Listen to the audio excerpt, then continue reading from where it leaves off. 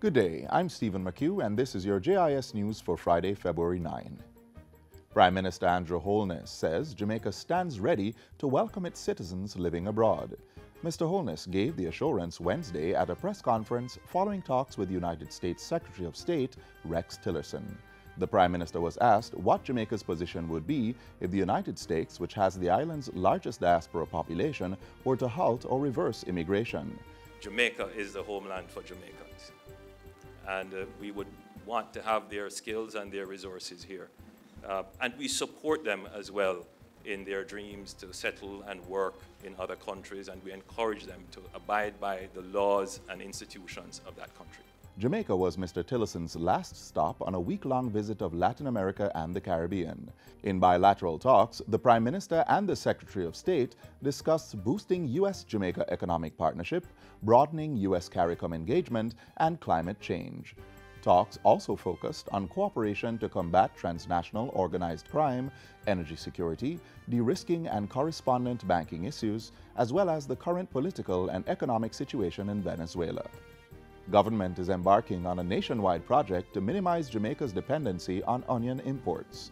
Discussions have started with two investors for the planting of over 2,000 acres of onions to boost supplies for the domestic and export markets. Currently, less than 15% of the local demand for onion is being filled by farmers. Agriculture Minister Carl Samuda says one of the agreements to help change this has almost been finalized. There are two investors. One has already almost fully committed to 400 to 500 acres. The other that we are discussing now, the acreage that they need is ranging between 1,000 and 2,000 acres. I mean, this is big agriculture with mechanization and type of technology that's appropriate for application in that process. The minister was speaking with JIS News during a tour of farms and farm roads in St. Mary on Wednesday. He said these major investments in onion production would supplement other ongoing efforts across the country to support farmers. We not only want to produce for the local demand, we want to produce at a scale that we can produce in excess of our demand and export the balance. So we want agriculture our objective is to make agriculture a net foreign exchange earner. Mr. Samuda's tour included visits to the communities of Albion Mountain, Chovy, and Gibraltar. 35,000 street lamps will be installed this year under the Smart Light Emitting Diode LED Street Light program. 37,000 LED street lamps have been installed in several communities across the country since June by the Jamaica Public Service Company. Portfolio Minister Dr. Andrew Wheatley says the primary aim of the program is to reduce the country's energy costs.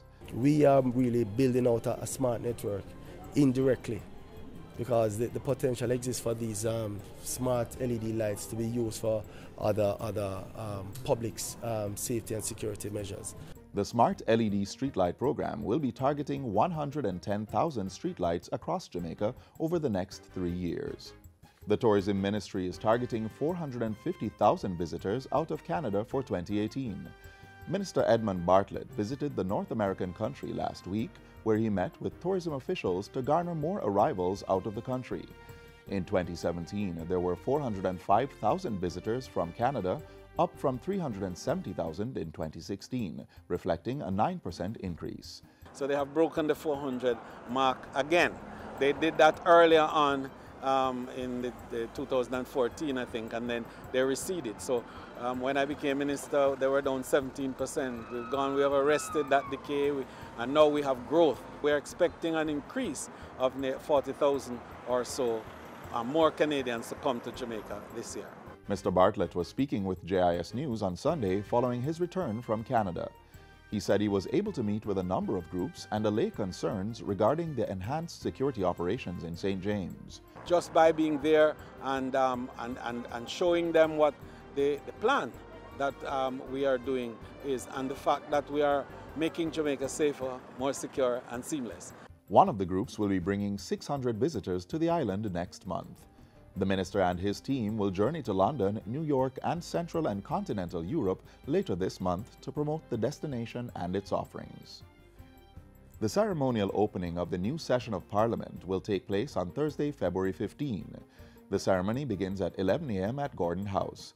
The opening will feature the traditional delivery of the throne speech by Governor General Sir Patrick Allen as he outlines the priority programs and policies to be pursued by the government during the new fiscal year. After the ceremony, the House of Representatives will reconvene at 2 p.m. for the tabling of the 2018-2019 estimates of expenditure by the Minister of Finance and the Public Service, Audley Shaw.